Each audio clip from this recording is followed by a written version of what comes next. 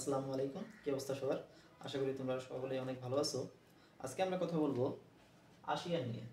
ASEAN কি? ASEAN হচ্ছে association of South East Asian Nations.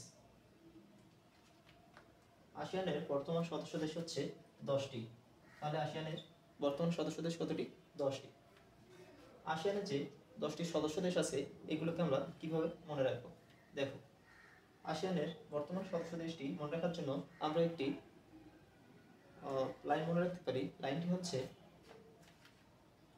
M টিভিতে ফিল্ম দেখলে বিসিএস হবে না। তাহলে লাইনটি কি? লাইনটি হচ্ছে এম টিভিতে ফিল্ম দেখলে বিসিএস হবে না।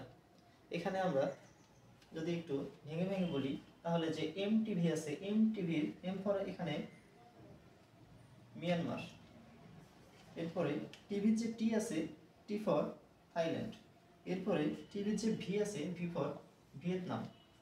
তাহলে এম টিভিতে, এরপরে ফিল্ম দেখলে, ফিল্মের যে এফ আছে এফ ফর ফিলিপাইন, ফিল্মের যে আই আছে আই ফর ইন্দোনেশিয়া, ফিল্মের যে এল আছে এল ফর লাওস, ফিল্মের যে এম আছে এম ফর মালয়েশিয়া।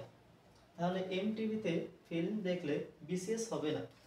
এখন আসি আমরা বিসিএস এ। বিসিএস এর যে বি আছে B for Brunei, C for Cambodia, S for Singapore. তাহলে আমাদের টেকনিকটা কি ছিল? এমটিভিতে ফিল্ম দেখলে বিসিএস হবে না। এমটিভির যে এম ছিল, এম ফর ছিল Myanmar, T for Thailand, V for Vietnam, A for Philippines, I for Indonesia, L for Laos, M for Malaysia, B for Brunei, C for Cambodia, S for Singapore.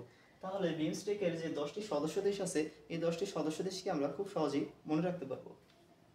BIMSTEC সম্পর্কে আর কিছু তথ্য যেগুলো আমাদের অবশ্যই জানতে হবে সেটা হচ্ছে প্রতিষ্ঠাকাল।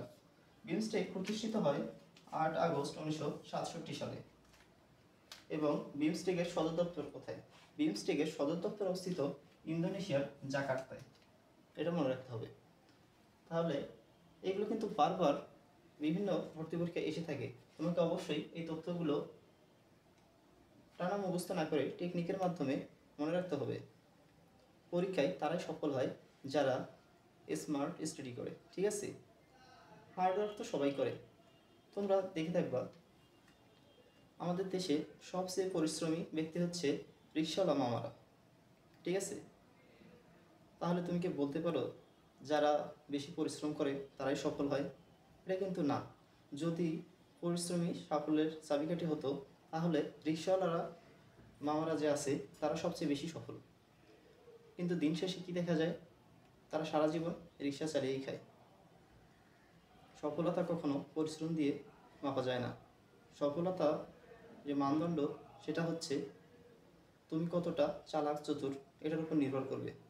পরিশ্রম সবাই করবে কিন্তু তোমাকে ইউনিক হতে হবে। হার্ড ওয়ার্ক সবাই করে কিন্তু তোমাকে কি করতে হবে? স্মার্ট ওয়ার্ক করতে হবে। তুমি যতটা স্মার্ট ওয়ার্ক করবে তুমি তত ইউনিক হবে, তত সবার থেকে আগায় থাকবে এবং আগায় থাকার এই রেশিওই তোমাকে একসময় সাফল্য এনে দেবে। তাহলে তোমাকে কি করতে হবে? স্মার্ট ওয়ার্ক করতে হবে। তাহলে এরকম টেকনিক অবশ্যই তোমাকে ফলো করতে হবে। এই টেকনিকগুলো ফলো করলে তুমি অ্যাডমিশন জার্নিতে অনেক ভালো একটা ফলাফল অর্জন করতে পারবে। শুভকামনা রইল সবার জন্য। আসসালামু আলাইকুম।